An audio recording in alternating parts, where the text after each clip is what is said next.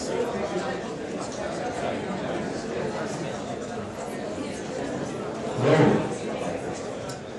name is Joshua Burke. I represent music dealers.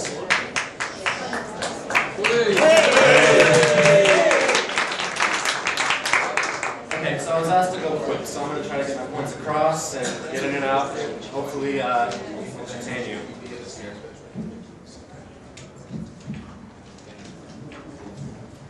Okay. So, what I'm here to talk today about is how we've developed a system that hopefully will revolutionize the way that you can select music for your campaigns. And this is through a wide variety of very compelling and interesting data that we've collected from a number of different places and partners. So taking a huge set of people and funneling it down to a particular song that they want based on a particular demographic and exact location. So as a brand or as an agency, you can pinpoint exactly the type of music, that your audience might like. So, first way we decided to do this was to look at the landscape of the situation. So it's 2011 right now.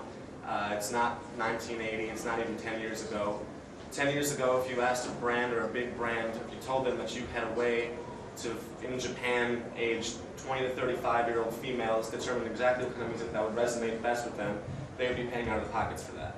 I know as a consumer, I would maybe ask a friend of a friend, and hopefully they can give me the answer. Maybe a foreign exchange student that I don't know, but we live in a much different time right now with this digital landscape where we're able to actually really have all of the data to talk about how music can actually be sourced for a large group of people down to a very small group of people or a very small song. So, essentially, we have to analyze it from the top down. So, how are people interacting with music? People interact with music in basically two ways. The first way is socially, through conversations, through the internet, through going out and partying with their friends. The second way is a very personal engagement. It's the type of music that you listen to when you're reading a book or watching TV or doing your homework. There are different ways in which you can source the information from those by crowdsourcing or by studying or using a tool that can essentially crawl the entire space of the digital universe and pinpoint these conversations. But as we found out, every culture and every demographic has a very distinct way that they approach this balance. For example, in Germany, we found that socialization is much more important than the individual impact in music, the individual way that they interact. So it's through that balance that'll help us further understand how we can really activate them and really drive this point home. So another thing to think about is sort of the landscape and of how people are sharing content online. And of course, music is very subjective, and it's very emotive. Up until very recently, people were looking at sharing on the internet as sort of a novelty. Like I would just throw a video up because it was nice and it was fun. But now, what people are doing is the internet and the way that they interact with one another through conversations that they have and on social sites is just as real as me talking to you here today. Their online presence is very personal to them. They protect that and they want to disseminate the information that really represents them to the core. So in terms of respecting them and respecting music, this is a very exciting time for us to actually have the data necessary to pinpoint, based off of a very large data set, how people interact with music in a very simple and small location. So moving forward, we basically found that we needed to take three methods, or we utilized three different methods in how we were going to approach this problem.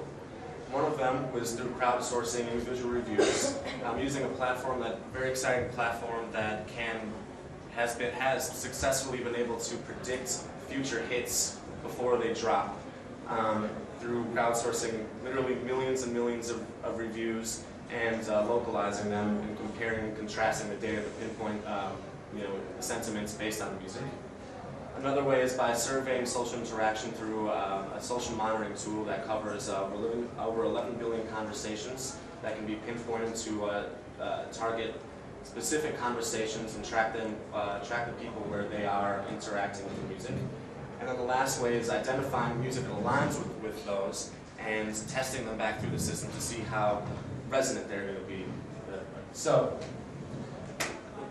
briefly to talk about a case study, I was going to go through a lot of data points because I want to make very clear that this is based on very tangible data that you can measure. We did this for the German market, and the German market, essentially what we found is that they're very social, they have very specific attitudes towards music, and this particular study was done for Germans aged 20 to 35. This is all over the last 3 months.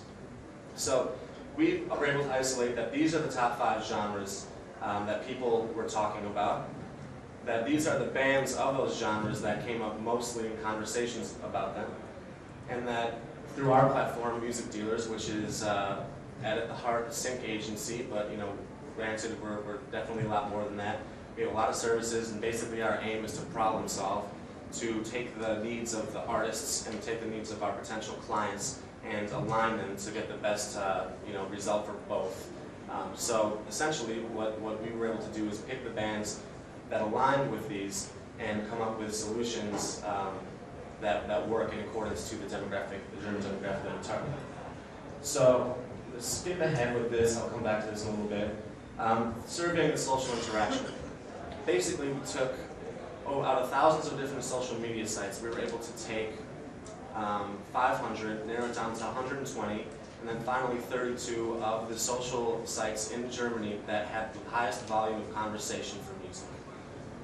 And with that, we were able to throw in keywords based on our musical expertise and knowledge of the industry and knowledge of how people interact with music, and pinpoint sentiments based on different genres and bands to kind of isolate the different types of music. So, for example, obviously German's a huge market and people like music that, like a lot of different types of music.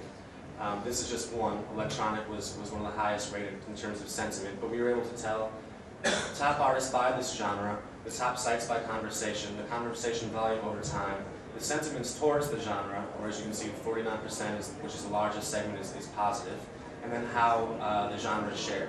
And again, through this service that we're providing, that we're offering, this is one of the pages of the sample reports that kind of outline how the genres work. The next step is, after we did that, we've picked bands in our catalog. We have, the evolution of our company, we were able to grow a catalog that has over 10,000 independent, up-and-coming, very exciting artists from all over the world. And that's very important to make. We've scaled so that we really have a presence all over the world, so we can actually pinpoint the artists that are really resonating the best, that are up-and-coming, non-signed, and then provide them through a licensing solution that is very quick and easy and very accessible to everyone. We actually are launching a tool in the next couple of days that is an upgrade from our current tool, which is more client-facing, so that if you wanted to license from our catalog, all you have to do is go on. It's a very, very great and fun search engine to find the exact types of songs that you like and license them right away. But here we pick the songs that, on our own, that we align with what we found for the German artists, specifically here for electronic artists. And that's basically it. So what I want to come across here is that there's basically 3 different ways that you can use this service. You can use it as a big whole, which we get the whole service is we make a report that you can take, just on top level, which has, the data from conversational data from all the 11 billion plus social conversations narrowed down to the specific target demographic.